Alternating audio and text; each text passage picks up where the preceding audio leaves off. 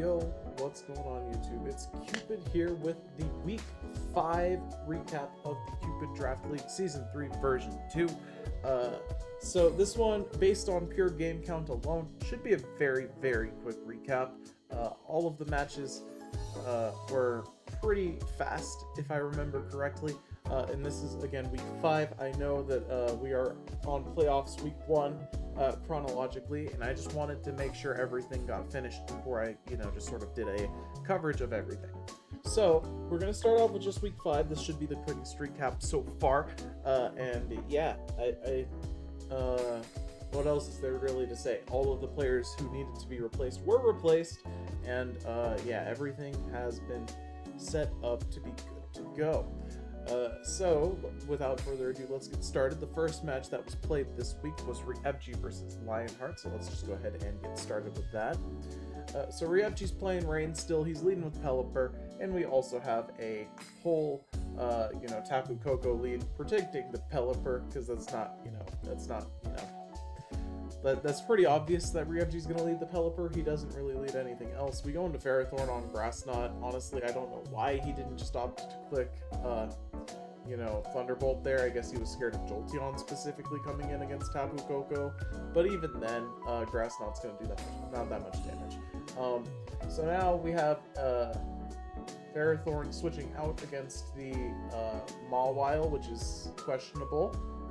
And we are going to Volt Switch into the Ferrothorn. We get the attack drop, but we do get Iron Barb's damage off on this Mawile, which is pretty good. Now Skarmory is going to come in as we click Protect for no goddamn reason. We're wasting our own rain turns. And now we're going to go for a Leech Seed as the Skarmory is setting up Iron Defenses, and this is going to be an Iron Defense Body Press set. And Ryevji is going to opt for his own Body Press here. Takes some Rocky Helmet damage, but that's okay because after Leftovers and Leech Seed, we have more HP than this thing does, and we have a serious problem here as it also has Roost and Spikes. Ryevji, his Defogger is Pelipper, and honestly, I wouldn't be too scared of this, but I would, want to pressure it at least. Like, sure, we have 2 electric types on the team. 2 pure electric types against a Skarmory is pretty good, but for whatever reason, we decide that we need to go into Pelipper to threaten out the Skarmory. We click Weather Ball, doing 32% to this Latios, which is very, very little damage, considering that Latios typically isn't built to be bulky. Now we get a free Draco Meteor on the Mega Swampert. Swampert's going to get off to die because it is a Scarfed Latios, and we are still slower after Mega Evolving. Barraskewda is going to come in now, probably click, Crunch? Yeah, there we go, we have Crunch. Take some damage from Rocky Helmet. We could probably pick up the kill here, and we are going to do so. And we take 33% just from the Skarmory's existence, which is very unfortunate for Ryevji. This Crunch doesn't kill, and Sucker Punch does kill us. So that's not good.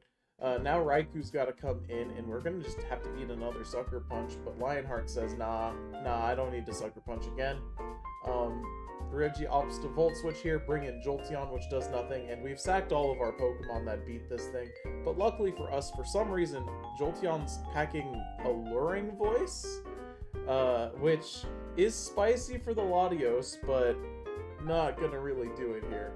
Anyway, here comes Ferrothorn against the powerful Serperior, and after a Leaf Storm, Hidden Power Fire kills, which is gonna result in Pelipper coming back in, and we're going to die to Leaf Storm, and guess what else is going to happen?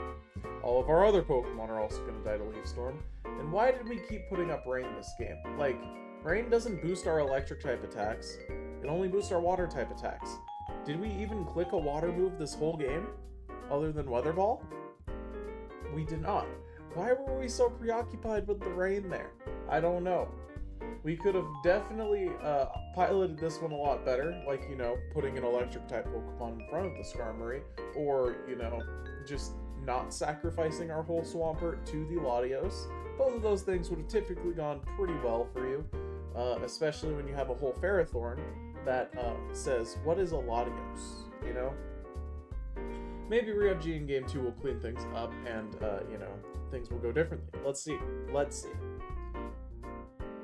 Alright, so this time we lead the Pelipper against the Skarmory. Okay, well, the Skarmory's clicking Iron Defense turn 1, and we opt for Ice Beam even though it's not super effective because Steel resists Ice. And now, after Roost, since our Pelipper is slower, we do no damage. And we should have really just clicked Weather Ball, because not only is it, you know, the same amount of stab, it is also, you know, going to work if our opponent uses Roost. Anyway, here comes the Mawile. We're going to get Thunder Punched for our life savings, and for some reason Lionheart did not Mega Evolve and boosts the Mega Mawile immediately. I don't know why he didn't do that, but it's okay. Now here comes Serperior to use Leaf Storm. Hey, our rain's up. Maybe Ferrothorn can survive. Well, we're not even going to try and test it. Because our Ferrothorn has nothing to beat this Serperior, and Ryevji's whole team probably doesn't. No luck happens here as we get the confusion off, but we still just hit through it anyway, Giga Chad, and we kill the Starmie immediately. Or, not the Starmie, the Jolteon. Now Starmie's gonna come in, be faster, but die. Oh, wait, nope, we just dodged the Leaf Storm because Ryevji is the luckiest Pokemon player alive. And now we're going to kill the Serperior with a second Ice Beam, and maybe we can win here. Maybe we can win? Maybe? Ice Beam? Okay, do we get a freeze? Nope. Here's Draco Meteor. Starmie is going to faint to that, and Rain is gone permanently, which means Swampert is now much more manageable. We're going to switch into Tapu Koko on Raikou, presumably as Raikou is going for Shadow Ball. Okay. I guess we were maybe opting to go for, like, I don't know, predicting Signal Beam or something. But a few Shadow Balls is going to pick up the KO here, which is very, very good for Ryevji. But where are the Pokemon that beat this if it has Energy Ball? Where are the Pokemon that beat this? Oh, look, there's Energy Ball. Where are the Pokemon that beat this? Where are they? Yeah. For some reason, we decided to go back into Latios, even though we could have just started clicking Fire-type attacks. Because I guess we wanted to use our Latios' Fire-type attacks instead. Luckily for Lionheart, he dodges Leech Seed there, so we get to keep a little bit of extra health on this Latios, making it survive Waterfall from Mega Swampert at this point. But, you know, it doesn't really matter. We're going to use Mystical Fire again because we just want to get in our Iron Moth safely. And there's Ice Punch, and guess what? The Moth is coming back in, and it has Energy Ball, as we've already seen. And that's going to result in a 2-0 win for Lionheart. Very close game. The second game could have been piloted better both ways. Ryevji definitely got very lucky, but it's okay. Lionheart was still able to clutch up. Alright, that concludes the first match. Let's move straight into the second one. We've got Silver Wolf, the replacement for Crystal Wolf, versus Otto. So let's see what we've got here. Alright, so he starts with Slowbro as Otto goes for Tapu Lele. We're going to click Energy Ball, and that looks like it's probably Specs damage. That does a lot of damage for an Energy Ball. And after Trick Room goes up, Tapu Lele is... Oh, it's not even Specs. Okay, so this is a physically defensive Slowbro. And, yeah, we're gonna just start setting up Calm Minds for some reason instead of killing the Slowbro in front of us. I don't know why we're opting to do this. And after 2 Calm Minds, great, we kill the Slowbro, but now we're just gonna lose Tapu Lele anyway, because we've taken too much damage. Somehow Tapu Lele is slower than this Chandelure in Trick Room, which is absurd. Why would we bring Scarf Chandelure in Trick Room? I don't know. Especially considering Chandelure is a Trick Room setter itself. Anyway, Nihilego is going to come in, set up Stealth Rocks, do no sorts of damage, or receive no sorts of damage, I mean, from this, from the Chandelure. And now we're going to get off our Meteor Beam with the Power Herb. But guess what? This Nihilego should really not do anything this whole game. We have a whole... And I do mean a whole Landorus Therian, but instead we decide to go into Lapras and sacrifice that to the Nihilego instead. And then we're also going to give him a Regirock, but no, wait, hold up, we survived. Wow. Why did we go into Lapras first? I couldn't tell you. Anyway, Sharpedo's going to come in here, and this should probably be game over, as Sharpedo's just going to click Liquidation. That does a lot of damage, even after the, you know, Intimidate. And Rocky Helmet because that's a stab water type move. And with the second liquidation, we are going to pick up the KO, and our speed boost Sharpedo is boosting its speed.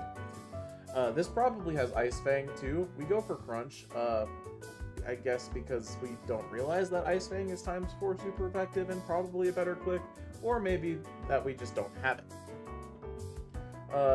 Altaria goes for Dragon Dance. Okay. And now Regirock's going to come in and die to Liquidation. Otto's going to pick up game 1 there, as the Sharpedo picks up the late game sweep, even with -1 attack. Very good stuff. Okay, how will Silverwolf turn things around this game, in game 2? Let's find out. Well, honestly, we have the same lead. This time we're going to just click Energy Ball twice, right? This time we're going to just click Energy Ball twice, right? No, we're gonna go turn 2, Calm Mind for some reason, and then we're gonna Energy Ball the Lapras, and Lapras reveals Weakness Policy. Very cool. This Lapras is actually kind of a threat. That being said, why are we using Protect to wear off our own Trick Room? We are slower, we should probably be just mashing buttons, but for some reason, actually no, this Lapras is faster than Tapu Lele? Is this minimum speed Tapu Lele, or is Silverwolf just running max speed on a bunch of Pokemon with Trick Room? Anyway, here comes Chandelure to set up Trick Room again. And now we go into Regirock, and this should have like Heavy Slam or something, maybe. If it has Heavy Slam, it's really good. We're gonna just opt for Stealth Rock, and we're gonna get Energy Balled for our life savings, brought down to our 30, and yeah, why? Are we not running EVs like at all? Because that Stone Edge does no damage. And Landorus is going to come in, and hopefully we're slower, but we're not. And luckily, Landorus is just a beast. We go for Sludge Bomb on a Pokemon with base 145 physical attack, and now we're going to go for U-turn as the Trick Room expires. And this Tapu Lele is quite literally soloing Silverwolf, and for whatever reason, it's also slower than his whole team. Why are we running Trick Room with max speed EVs? I don't understand. This was a Mega Altaria the entire time, and now it comes in and uses Earthquake, and Nihilego comes in as a response to that, and it's going to use Meteor Beam instead of clicking a Poison move, which is super effective and would kill this, and luckily for us, Silverwolf opts to go for a Dragon Dance and be slower than the Nihilego anyway. Why are we running speed boosting moves in Trick Room? Please explain that to me. Alright, now Chandelure is going to come in and use Energy Ball, as Nihilego goes for Stealth Rocks with Meteor Beam, which is a terrible set. But luckily for us, the Stealth Rocks are going to be able to kill off the Landorus. And that is going to be a 2-0 win for Otto. I don't think there's much else to explain other than what I have already explained. Why are we using speed boosting moves in Trick Room when Trick Room makes the slower Pokemon go first? Why are we doing that? That's the only advice I can give. Alright, on to the next match. We have Mr. Titan T versus Uzoria. Let's see what we have here. Alright, so Mr. Titan T is going to lead with Dragapult as Uzoria leads with Gengar. Is this Scarf Gengar? I'm not sure, but we have Thunder Wave coming out from Gengar as the Dragapult goes for turn 1 Sucker Punch and immediately switches into Tapu Fini. That kind of tells me that it's probably banded, honestly. Anyway, Fini is going to, be immune to Thunder Wave due to the misty terrain, and Tapu Bulu is going to come in on the Tapu Fini as we dodge whatever move that was. And now Bulu is going to Horn Leech Tapu Fini until it nearly dies and be at full health afterwards. Mr. Titan T opts to save it as Horn Leech is now going to hit the Moltres Galarian, right? I had to remember what Pokemon that was. And we are going to get off an Air Slash, and I think that flinched, right? That was pretty good. Now we're going to Air Slash on the Mega Latios as it comes in. And now we have Mega Evolution into an Ice Beam on the Hatterene. And Hatterene is going to eject button out? Is that what happened there? And that brings in Dragapult safely, which is nice. Greninja is going to come in on the Moltres. That's what that is. triggering the weakness policy and also Berserk at the same time. And now this thing has +3 special attack, which is terrifying. Luckily for us, Meowscarada predicts this incoming Dragapult and uses knockoff, and guess what? It knocked off a choice band I had to read right on turn 1. Very cool. And now here comes Zeraora, you know, we want to keep our Meowscarada alive, so we go into Tapu Bulu, and Bulu is going to set up the terrain, and why would we go into Hatterene here? Luckily for us, Usoria opts to go for Synthesis, letting the Hatterene get off a Nuzzle, and paralyze the Tapu Bulu. And the Bulu will be paralyzed. Very cool stuff. So, what is Usoria clicking here? Well, whatever he was clicking, he decided it was not worth it, and now Usoria is going to switch into Mimikyu and allow the disguise to get busted on this Hatterene, and Mimikyu is going to click Shadow Sneak with no setup, which admittedly is super effective, so, you know, it makes sense to click it, but you have to realize that Shadow Sneak is only a move with base 40 power. Anyway, this Hatterene is going to nuzzle the Mimikyu, and yeah, it's gonna actually pick up the KO on it, which is interesting. Now, instead of opting to go into Gengar, we are going to opt to go into Meowscarada to pick up this KO and invite back in the Zeraora, because we have already seen that the Zeraora is apparently not doing anything threatening. It uses Fling and throws a big nugget, which is... why? I don't know. And now Tapu Bulu is going to come back in after we just pick up the KO on the Meowscarada like a normal person would, right? Now Tapu Bulu is going to Horn Leech, killing the Zeraora. And why do we have this Smeargle? What is this Smeargle doing here? Why is it here? Anyway, it doesn't matter. We're gonna sacrifice Tapu Bulu, and Gengar's gotta come in with this late game sweep. Is it on Sludge Bomb or Sludge Wave? I think it gets Sludge Wave. Well, we clicked Psychic for some reason. I really hope that this isn't set specs. It's not, as we've already seen. As we clicked Thunder Wave in Misty Terrain again, after we've already seen that that doesn't work, and this Gengar is on Clear Smog, and it's faster now. We have Psychic to kill this, and do we have, like, just a normal attack that hits this? Well, we're gonna click Psychic on a Dark type and lose the game because we do not know our type matchups whatsoever. And Mr. Titan T gets away with quite literally what has to be the biggest throw I have ever seen in 3 turns. What was that Gengar doing? Meth, probably. Alright, very cool. Don't be like that Gengar. Don't be like that Gengar. Alright, next match, let's see if Usoria is able to clean this up even slightly. We're going to lead with the Gengar because we're confused about what we're doing. And we're going to click Thunder Wave again, which is not a good click on Gengar at all. And now, since we've paralyzed this Smeargle, which is definitely trying to set up a terrain or like hazards or something, we're going to go into Tapu Bulu and Swords Dance because we get lucky and it's paralyzed twice. But now we're going to, we're going to just Swords Dance in front of it because I guess we're not scared or whatever. It's going to get off a Nuzzle, and that's all cool, right? But here's Endeavor, and you've let this thing paralyze this Bulu, get up webs, and basically set it to 20 HP, which is more than a Smeargle should reasonably do ever. All because we didn't just click turn 1 attack with Gengar. Now we're gonna put a Ghost type in front of this Moltres for some reason, and we're gonna go for another Paralysis and then click Destiny Bond.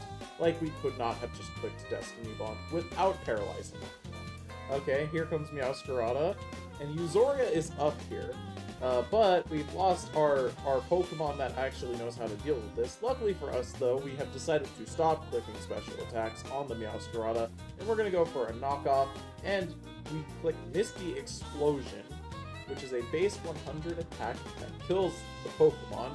And now Ursaluna comes in as Latios is going to Mega Evolve in front of it after Trick Room goes up. and Energy Ball is going to not work as the Ursaluna is packing the ability Bulletproof. Now, instead of keeping our Greninja healthy so it can kill this later, we have decided to sacrifice it by putting it in immediately and clicking Water Shuriken. Goodbye, Greninja. What's a late game win condition? I don't understand. Anyway, now we're gonna go back into the Tapu Bulu, presumably because we think we're faster, despite the fact that we're paralyzed and sticky webs are up. Yeah, no, that's not how things work. In comes Mimikyu, and this thing, uses Psychic.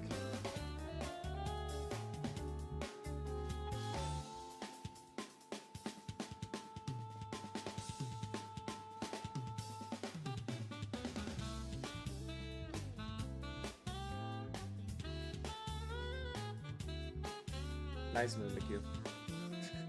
And finally, the Latios will come back at 7% HP, and literally any Pokemon on Mr. Titan T's team can kill this because they're all faster. Except for the Ursaluna, which dies. And that's game 2. One day, the players in this league will look at their Pokemon stats and realize, wait, maybe I should use physical moves on this physical attacker. But today is not that day, apparently. Next match. We have Ant versus Plasma. Plasma, who stepped in for Bento.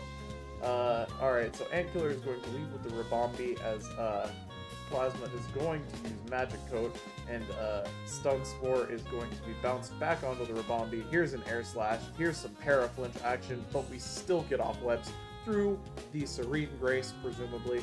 And for whatever reason, we just keep clicking sticky webs despite the fact that we saw Magic Coat. Doesn't matter though. Victini is going to come in and click V-Create. Here comes Ogerpon. This one is just pure grass. We should really go into a different Pokemon, to be honest, and it looks like we do. We go into Gliscor on Knockoff, which means our Gliscor is not going to get that Toxic Orb healing for the entirety of the battle, and also just die to another Knockoff. This thing is probably banded based on the amount of damage it's been doing. Either that, or it used Sword Stance Smile. Anyway, here comes Iron Crown, I think that is, and it just dies to a V-Create, and guess what? Defiant comes back. Look, it's Defiant. Alright, so we're gonna sack Goldango to knock off this time. Alright, and what we really should do is go into Ditto, right? But we're gonna go back into Victini, because we've just decided that we want to sacrifice our whole team to that Pokemon instead. We could have realistically gone into Ditto and, like, clicked... I mean, based on what we've seen it click, it only has Knockoff, but we can assume it has, like, Ivy Cudgel or something, or, you know, a Grass-type attack to, you know, really threaten these last two Pokemon. And the only thing that comes in on that is the Volcarona, because I don't think it survives. Now we opt to Ditto a bulky Pokemon, which is terrible. And we realize that immediately, and now we go into Rotom. And Rotom's going to use Trick, giving that thing a choice specs, and it's going to use Mirror Coat here, which is terrifying. Now we are going to Will-O-Wisp, and it's locked into Mirror Coat, and Ant Killer recognizes that it's locked into Mirror Coat. And now we're going to give it back its boots, because we want specs, I guess. And now we're going to give it back the boots again.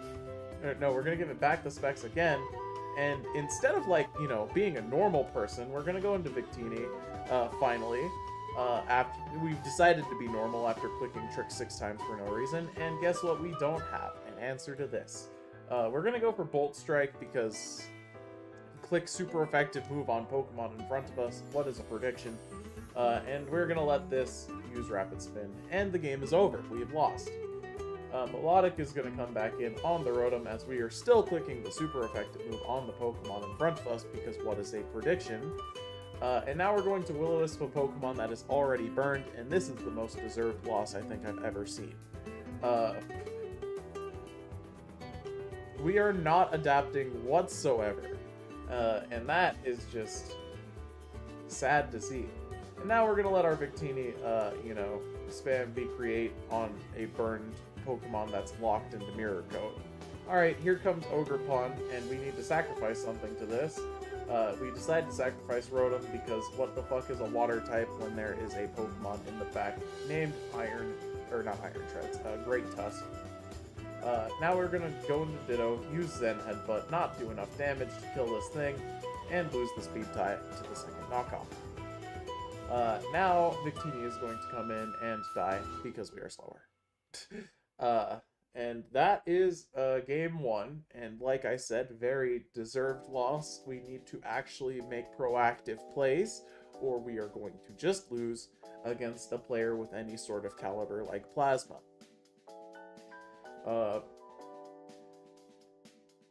Yeah, I don't know, Antkiller just made it easy for him this game, genuinely.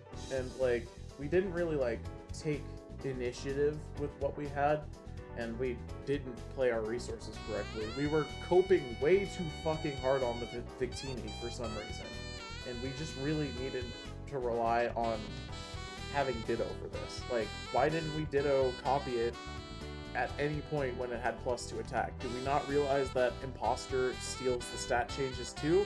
We could have had a whole Pokemon that, like, is one-shotting the opponent's team with, like, knockoff, right? Or, you know, forcing in Great Tusk, and then, you know, you make a prediction on the Great Tusk and you pick up a kill with Zen Headbutt or something. Based on Plasma's prep, though, I'm going to assume that it was Zen Headbutt specifically because it doesn't kill this. It was probably built to survive that Zen Headbutt. But it's okay. Surely Antkiller can clean it up in game 2, right? Alright, we have lead Iron Crown this time, and this time Gliscor is the lead from Antkiller. We're going to instantly go into the Melodic as rocks go up and we get Toxic Poison. This is most definitely going to have an Ice Beam, and we're going to click Earthquake, and yeah, I don't know why we decided to sacrifice our whole Gliscor, but it's okay, Gliscor lived. It can come back later. We go into Rotom as Plasma goes into Ivy Cudgel and kills the Rotom immediately because, again, what the fuck is an Ogerpon? Now we go into Rabombi to put up sticky webs instead of killing the Pokemon in front of us. And now we're going to use Hidden Power Ice to do non-existent damage. And, yeah, Alluring Voice there? I don't know if that's the click. Couldn't you have run, like, you know, Moonblast and, like, accomplished more? Well, anyway, Rabombi's gonna die here, which is not what you want to see. Gliscor is going to come in. Luckily for us, this is going to be a lot of free healing, and we're going to get off a good Earthquake chip on this Volcarona and die to it promptly with Hidden Power Ice. Now we need to deal with this, and we just decide to go into Ditto, which just says, hey, look, hey, you look at this Volcarona you gave me. You have a Melodic, you should go into that, right? Now Goldengo is going to come in, and luckily for us, Goldengo is going to use Thunder Wave instead of Nasty Plot, and this is already looking like a 6-0. Goldengo is going to get Skull Burned, and with Hex, that's non-existent damage on this Melodic, and we are going to just continue to Quick Scald. Luckily, the Goldengo should have Recover, right? Well, are we gonna see a Recover here on the Switch? No, we're just clicking Hex. It looks like Antkiller has given up, honestly. Like, this doesn't look like someone who thinks he can still win, and that's probably because he does not know how to, and that is fair. Alright, now we're going to sacrifice, Melodic on V-Create, even though we could have probably preserved the 6-0. But it's fine, we are going to now go into the Ogerpon Click Knockoff, and, yeah, all of Plasma's Pokemon versus one Ogerpon, who wins? Alright, we have Knockoff removing the Choice Band, we have Knockoff removing the Choice Scarf, and, U-Turn is going to pick up the KO on the Ogerpon, very cool stuff, but we have Iron Crown in the back, and Tachyon Cutter hits twice and kills that Pokemon, and Antkiller is going to be defeated pretty soundly. Next match, we have Spirit, who's got this interesting Claire sprite that I have never seen before. And Shadow King, you know, from the previous version of Season 3. Alright, we have Screamtail lead, and we're going to just trade rocks as we go. Rocks with the Diancie, and now we are going to just trade weak attacks, as Diamond Storm is used for Chip on the Screamtail, and Screamtail goes for Dazzling Gleam. Now we are going to Wish, presumably to pass in a Pokemon safely, and here comes the Ogerpon Cornerstone after seeing that none of the attacks on that Pokemon kill it.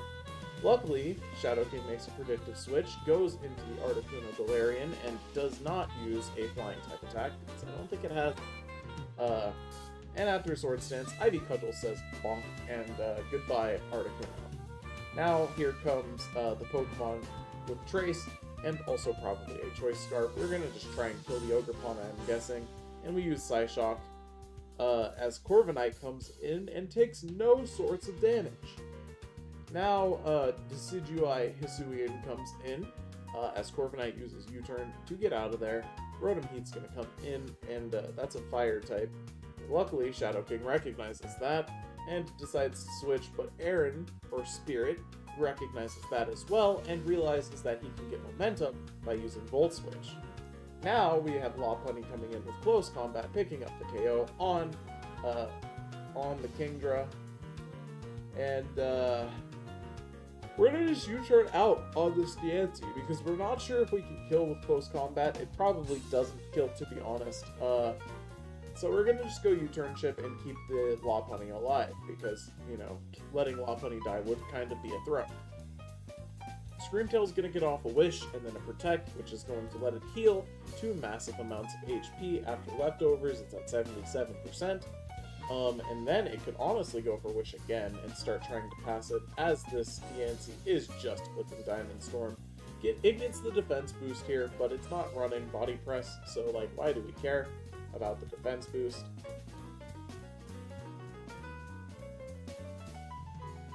Anyway, here's another Wish Protect healing us up, and now we are at 80% after leftovers this time, and slowly but surely we are going to take out this Diancie. It's just gonna take a little bit. Give Screamtail some time. It's trying its best. It is trying its best. So, this Charizard on Shadow King's team. There's no Defogger here. It's about to take half of its HP. And Screamtail's at nearly full HP. Here comes Rotom. This is Charizard Y, by the way. We have the Mega Evolution, and we're going to click Solar Beam. I don't know what the preoccupation with clicking Solar Beam is, as I have already explained. Why do you keep clicking Solar Beam when you have Pokemon that resist Solar Beam, Pokemon that resist Solar Beam, Pokemon that resist Solar Beam, Pokemon that takes neutral, Pokemon that takes neutral, and Pokemon that takes neutral?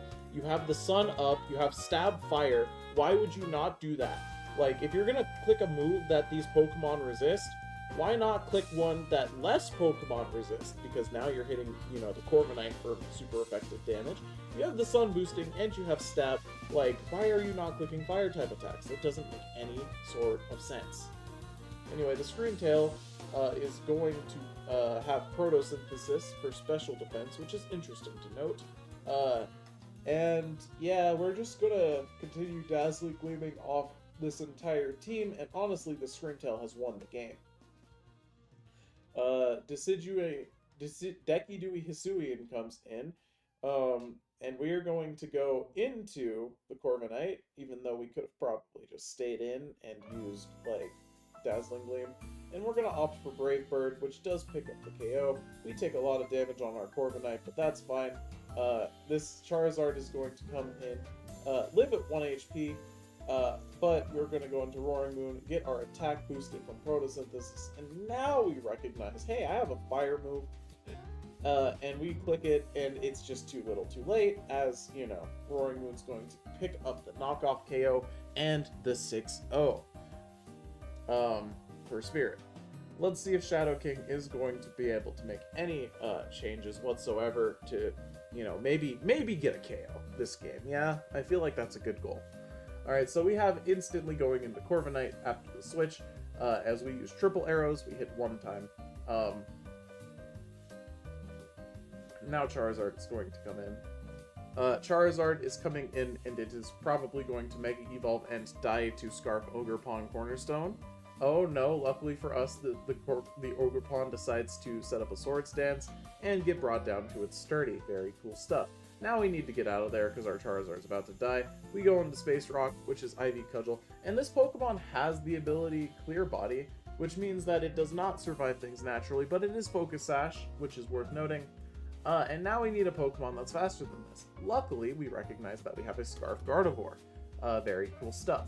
That is going to very clearly invite in this Screamtail, and Shadow Ball isn't quite gonna do enough, despite the fact that it is super effective due to Photosynthesis Special Defense. That being said, we properly pressured it, and now it's got to heal up for Leftovers recovery with Protect, and then it can't even comfortably use like Wish here. It has to switch out. So we're actually applying good pressure. That being said, now here's Corviknight, and we're not applying good pressure to this, and we don't have a Defogger, but we do have heavy duty boots Articuno Galarian, right? And we're gonna use Freezing Glare on the Steel type, and you know, let Ogerpon come back in, and now we're gonna just die to Ivy Cudgel, and we're gonna go into our Hisuian Decky Dewey now, which does actually bring back in the Corviknight. Very cool stuff. Where is our Defog? Where's Defog? These rocks are going to kill our Charizard, which is our win condition in this battle. Where is Defog? Why aren't we using that? Where is Defog? Alright, well, here comes the Lopunny. It's going to kill this with a Stab Close Combat after the Mega Evolution. Very, very powerful stuff. Here comes Decky Dewey again, and we are going to get U-turned into Rotom Heat. Rotom Heat is going to allow for offensive momentum to be gained, and yeah, where is Defog? Where is Defog? What is Defog? Anyway, Overheat is just going to kill the Pokemon in front of us, as this is going to become a Gardevoir with Levitate. Oh no, we're gonna miss Thunder Wave. This is not Scarfed Gardevoir, it's actually Specs. And now the Gardevoir has heavy duty boots, and we've decided to boost the attack of the Rotom. Rotom is going, wow. Screamtail was taking that little damage from Specs Gardevoir. That's crazy. Anyway, Gardevoir is going to click Shadow Ball into the Corviknight, and Roaring Moon's going to come in now, and we never got rid of those rocks. So, Charizard's going to come in, take 1,000,000 damage, and not kill this Roaring Moon in one hit. In fact, we're going to boost its attack with Photosynthesis, and we're slower, and yeah, there's another 6-0. Shadow King was not able to accomplish the Cupid bonus goal of taking one Pokemon this battle. Alright, on to the final match of the week. You're probably wondering where John Gold's match is. He was out of town for like 2 weeks, and basically I was like, look, I can give you an extension for a week, I can't give you an extension for 2 weeks. So he had to receive a forfeit loss this week. So, Light versus Rudes, let's see what we do. Let's see what we've got here. Okay, so Light's going to lead with Furret against Rudes' Tinglu, live Tinglu reaction. We're going to use Super Fang to half the HP of the Tinglu, that's all cool, right? Now we're going to use U-Turn to do 13%. After rocks go up, we go into Blaziken, which is all fine and dandy, right? We're going to get Ruinated for half of our HP. And surely Blaziken runs Defog, right? I was joking. I said that as a joke. I said it as a joke, but unironically, Defog is kind of good here, because the Tinglu doesn't appear to have an attack that actually hurts us, and instead of using Earthquake, we use Dark Pulse like a psychopath. Now we are going to use Flame Charge, because that's something that normal people would do, clearly. And yeah, this Blaziken is not allowed Speed Boost in this draft league. And now we are going to defog off the rocks again as Ruination is used again. And why aren't we just clicking a fighting type attack? Why would we boost our speed if we were just going to U-turn anyway? Where in the world is Carmen Sandiego? I don't understand.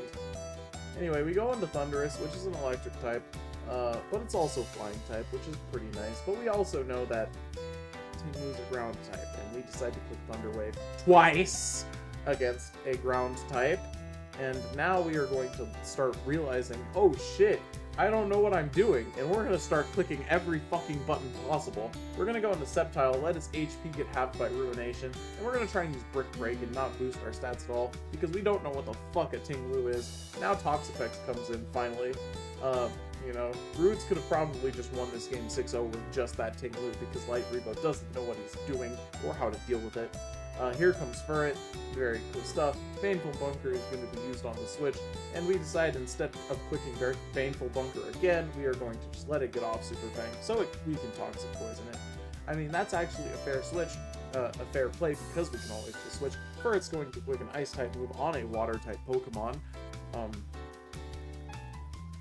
and now we're just going to let Toxic Poison do all of the work for us, because, you know, Roots doesn't really know that he can click Scald freely here, because he has Regeneration and Leftovers instead of Black Sludge, which is a slight misplay. They do the same thing, except for Black Sludge only works for Poison types, so if your opponent uses Trick, which is common on Furret, you know, you can give them a Black Sludge and they start losing HP every turn. Luckily for us, though, Roots is going to you know, just put Scald on the Pokemon that is going to put Defog, because Light Rebo sees that the hazards are up and is like, I only have the one idea. In comes Dragon Dance Latias. Do I need to explain that? I don't think I need to explain that. I'm pretty sure this joke has been played out many, many times.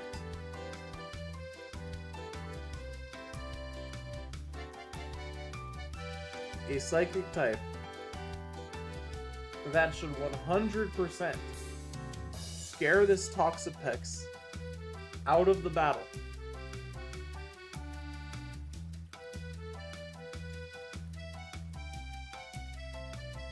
Okay, he's got Heal Pulse. He's got Heal Pulse.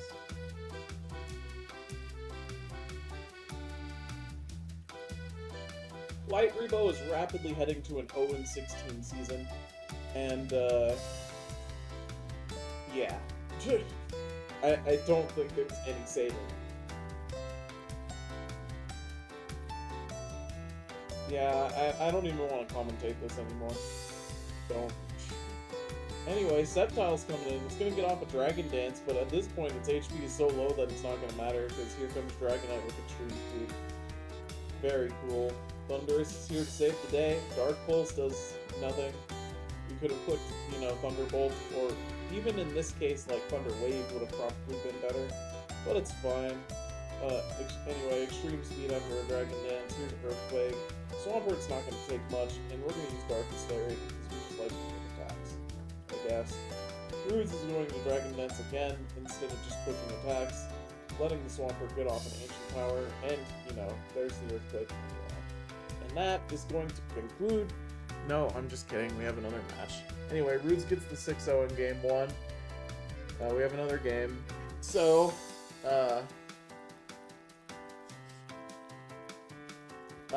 so this time Sceptile is the lead against Tinglu. Tinglu doesn't appear to recognize that Sceptile is a grass type, so it's going to use Dragon Dance, and Sceptile's HP is going to get halved. That's all very fine and dandy, right? Now we're going to Mega Evolve and click Dragon Claw, right? Because we're a Dragon type after we Mega Evolve? No, we're going to click Drain Punch. Why? Now we're going to Leaf Blade the Pokemon that ×4 resists Leaf Blade, and get Fire Punched, and survive, but we get burned, which essentially invalidates our 2 Dragon Dances, and now we're going to Leaf Blade again. Just, okay, unironically, Light Rebo would be doing better if he just put a bunch of moves on his Pokemon that were the same type, and, like, just started clicking them at random, honestly. Like, if he had, like, 2 Dragon-type moves, and then 2 Grass-type attacks, and he just clicked them at random, like he used, like, a random number generator, or, like, a Roll a D4 app or something, and clicked the roll button, and clicked whatever move corresponded, he would be doing better than he is right now. What is this? He's let the Dragon Dance, Dragonite, Dragon Dance 3 times, and now it's Extreme Speeding his entire team, and this is a 6-0. This is just over. Latias survives, but does he click a Dragon-type attack? No, he clicks Heal Pulse again, because he does not understand what Heal Pulse does. He did not read the move. Yeah. I hope this is trolling, because this is just sad to watch. Oh, we didn't get 6-0'd. We have Avalanche on our Swampert. Nice. Very good. We survived the 6-0. Anyway, here's a Z move.